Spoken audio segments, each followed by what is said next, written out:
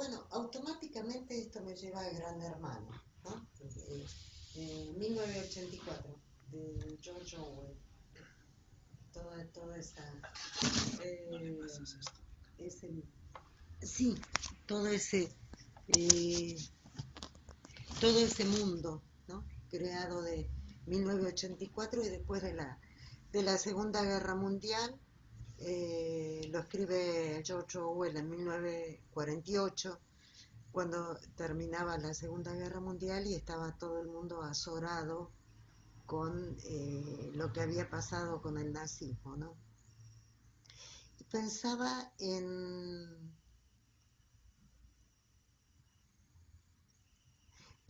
esto de destruir la historia, ¿no? O sea, de destruir el tiempo, en definitiva, porque llevándose todas las producciones, o sea, todo lo que este hombre había construido, ¿no? O sea, había pintado esas telas y que una le regala a Eudoro. Eudoro, y el apellido era Acevedo. Eudoro Acevedo. Le regala una, pero después llega la mujer con estos hombres y llevan todo al crematorio creado por Hitler.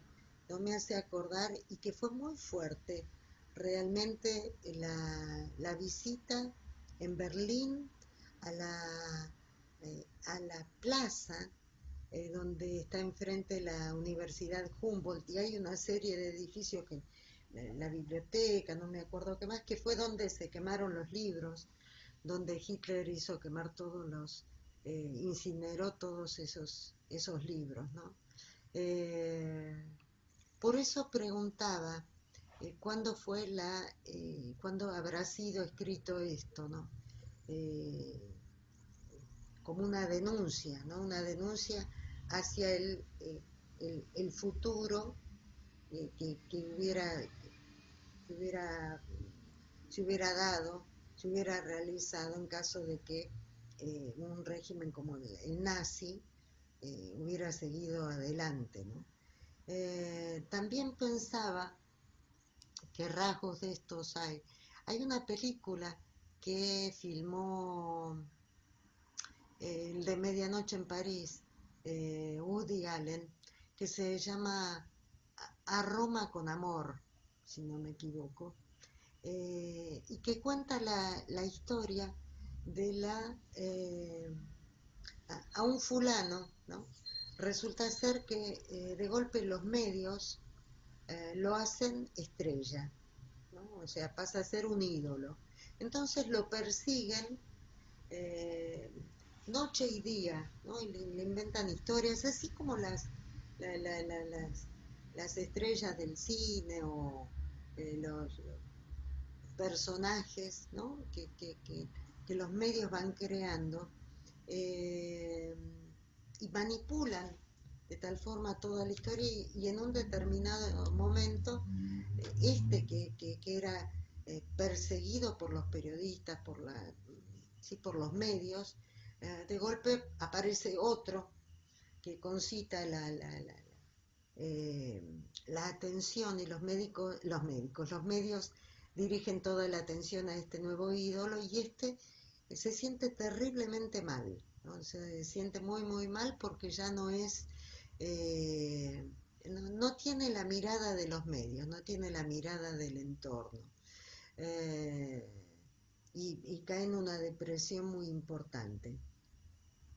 Entonces, era un poco lo que estábamos hablando hace un rato, ¿no? O sea, es esta imposibilidad, o sea, también pensaba ahora ato todo, simplemente estoy trayendo las cosas que me vienen a la cabeza, ¿no? Pensaba en un capítulo que estoy releyendo Rayuela, y en un determinado momento, en un capítulo, reflexiona Oliveira, el protagonista, y entonces dice que, que la vida es eso, ¿no? De que te dan patadas en el culo. Y uno está 40 años, ¿no? Entonces él habla de, en este caso, de los jubilados docentes, médicos, enfermeros, los que sean, ¿no?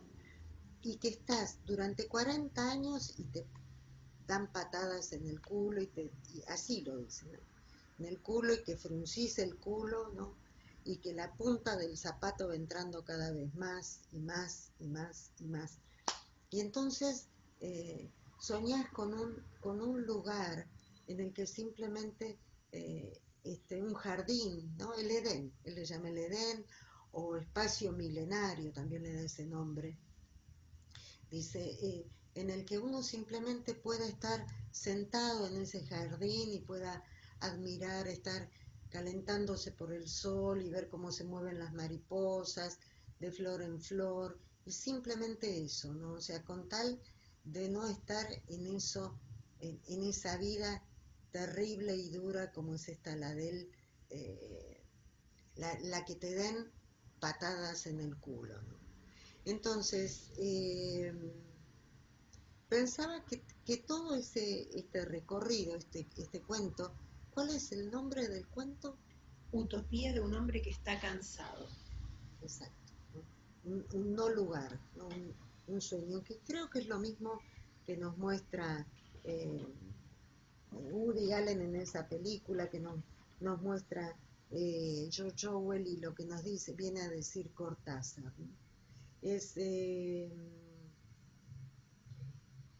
es esto, ¿no? O sea, ¿qué es lo que pasa cuando lo tenés todo solucionado? O sea, lo que quiero decir no es ni un extremo ni el otro. Me refiero, si nosotros lo pensamos en términos del psiquismo, por así decir, donde no falta nada, donde todo está, donde todo es posible, es en lo inconsciente, digamos, ¿no? Ahí no falta nada, está todo. Y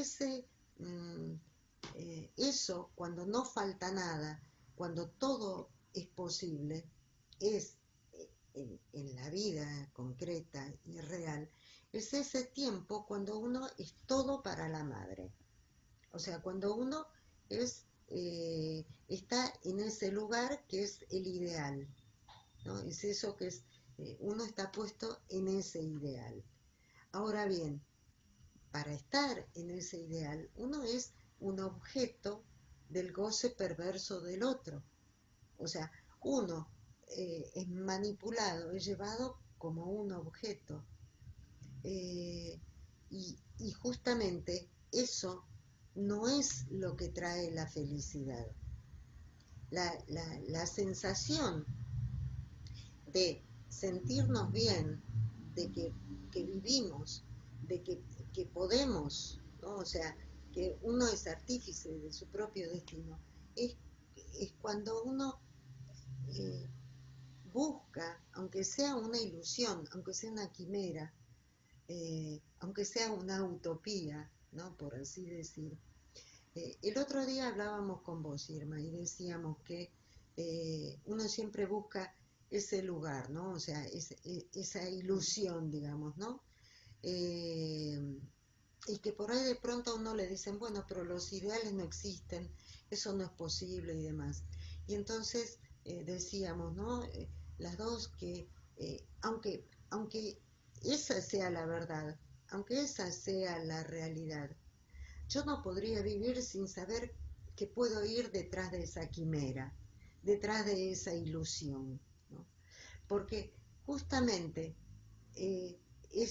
lo que nos cuenta Cortázar, ¿no? Que dice, uno está durante 40 años, te están dando patadas en el culo y demás, pero sueña con que existe esa posibilidad.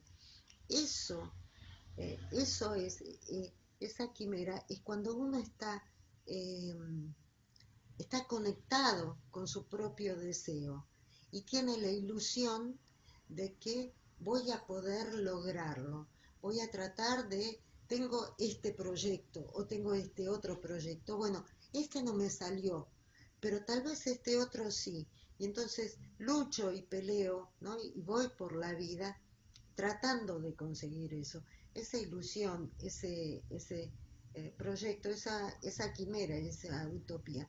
Eso es lo que es la vida, eso es lo que a uno lo hace vivir. Y eso es, estábamos en esa constitución psíquica, estructuración psíquica, que el momento del ideal, cuando uno es llevado y manipulado por el otro, generalmente son los padres, para después, en un determinado momento, poder introyectar la idea de que todo no es posible, que la perfección, digamos, no existe, pero se mantiene como una quimera, digamos, ¿no? Entonces uno dice, bueno, ahora no lo tengo en este aquí y ahora, pero tal vez en el futuro sí lo pueda tener y voy a poder pelear por eso. Entonces uno deviene sujeto deseante, un sujeto que es artífice de su propio destino y es aquel que uno va a ir luchando y peleando por ese ideal, ¿no? Por eso que uno puede llegar a conseguir.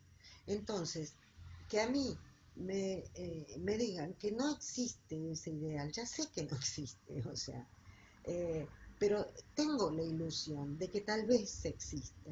Me queda la duda, ¿no? La duda. El, lo único que en este mundo, ¿no?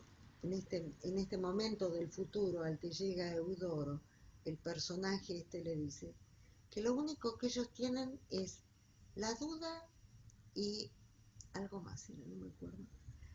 La lengua casi no existe. Eh, les queda la duda y el soñar, puede ser, no me acuerdo. Hacían viajes planetarios, ¿no? O sea, una cosa así como un recurso a la fantasía. Pero después, cuando llegaba a la realidad, pasaban esas cosas, ¿no? Que llegaban diferentes personas, ¿no? Y que le quitaban lo que él había producido. Él había labrado sus propios muebles, había cultivado su propia tierra, había armado un arpa y demás, ¿no? Entonces, que es algo que viene a denunciar Marx con respecto al fetichismo de la mercadería, porque dice, eh, en la antigüedad o cada ser humano o el mismo campesino no construye sus propias herramientas, construye todo eso y entonces es, es una prolongación de sí mismo, desde el psicoanálisis podríamos decir, una extensión de ese narcisismo, ¿no? Esto vale porque yo lo hice, porque yo lo construí, porque me sirve para esto y para lo otro. Y que me lo vengan a quitar, lo que me están queriendo decir es que no servís, o sea, no servís para nada esto que produjiste. Esto hay que irlo a quemar, ¿no? Entonces somos entes y al punto de que morite cuando quieras, ¿no? O sea, uno es dueño de su propia muerte, de su propia vida y de su propia muerte. No existe ese reconocimiento del otro tan importante, esa mirada del otro que a uno lo constituye, que a uno lo hace luchar por la vida, ¿no? O sea, un trascender, eso es lo que trae la vida, la, la, el poder trascender, o sea, yo hago esto para mis hijos, para mis nietos, ¿no? Lo que sea. Eh, Firmo este cuadro, ¿no? O sea, eh, hago algo porque solamente pensar la vida, o sea, lo que está planteando este hombre del futuro que se encuentra con Eudoro, para mí eran todos como una sensación de animalidad, ¿no? O sea, como volver un poco a eso, ¿no? A ser animales de la naturaleza. Uno tenía un hijo, porque bueno, porque lo tenía, decidía morirse cuando fuera. ¿Y qué hay del culto a los muertos? ¿No? ¿Qué hay de la humanidad? ¿No? O sea, esos homínidos que se encontraron, qué sé yo, como, creo que como 30 o 34, no, 34 siglos para atrás comienzan las primeras civilizaciones chinas. Pero, digamos, ¿qué es lo que hace que el hombre, ¿no? Ese animal, ese mono viejo, pase a ser humano? Justamente el culto a los muertos. O sea, cuando se empiezan a encontrar las primeras tumbas, me estoy hablando de no sé cuántos siglos para atrás, ¿no? Eh, Ahí es cuando uno empieza a darse cuenta que la muerte, ¿no? Existe, y que entonces en esta vida voy a hacer algo, ¿no? Que mi vida no pase así como si nada, como si fuera una hoja, ¿no? Al viento, que algo quede. Es eso la trascendencia, ¿no? Es eso la genealogía, el apellido, el tiempo, la historia, el significante. Por eso es tan importante el lenguaje. Es muy importante todo esto. Es lo que da sentido a la vida. Pensar que todo no lo puedo hoy, pero tal vez mañana sí. Entonces, ayer, hoy y mañana, ¿no? Eh, Me parece fundamental el movimiento ese que podemos hacer subjetivamente hablando, de salir de esto, de tenerlo todo, de estar en este lugar del ideal y de poder pensar, bueno, yo soy artífice, ¿no? de esto, pero voy a apuntar y a lograr eso. Tan es así, que cuando estamos hablando de patologías, por ejemplo, momentos de desestructuración,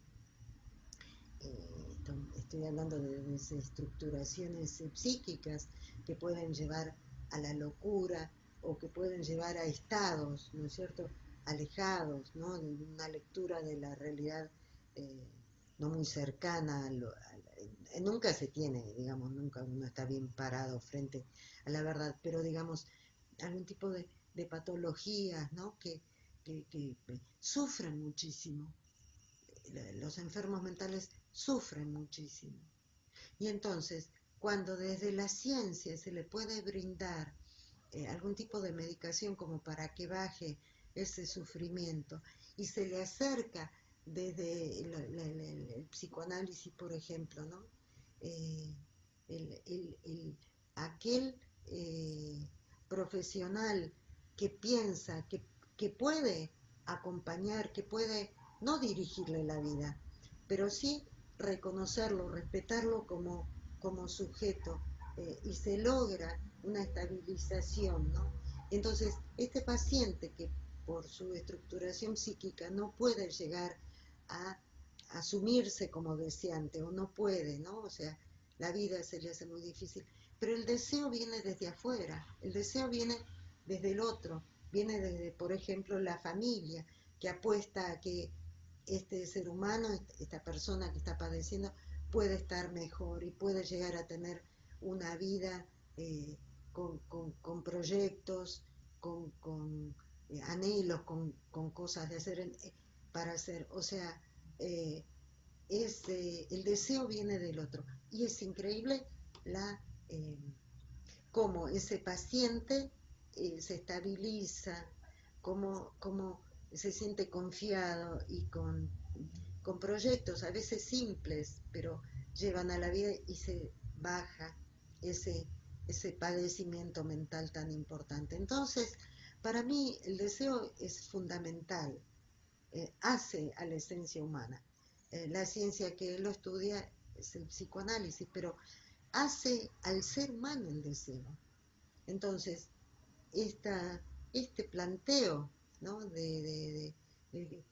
terrible para Eudoro, ¿no?, encontrarse con una situación así, y que no es loca, no es una lectura loca.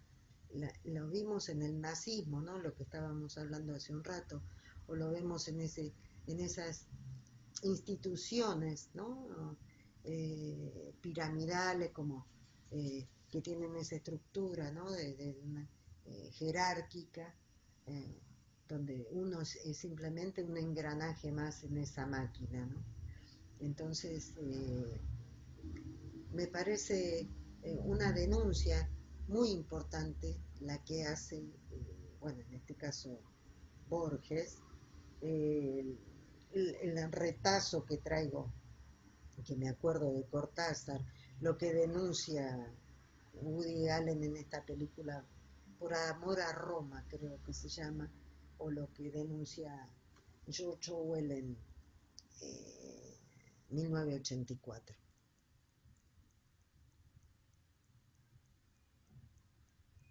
Ok.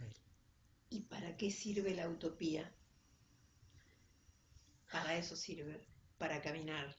Es un extracto de lo que decía,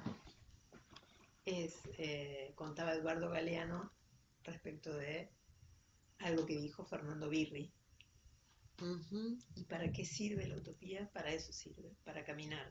Das un paso y se aleja, das otro paso y se aleja. ¿Y entonces para qué sirve? Para eso, para vivir, vivir. ¿Ok? Ok. Se me fue la idea.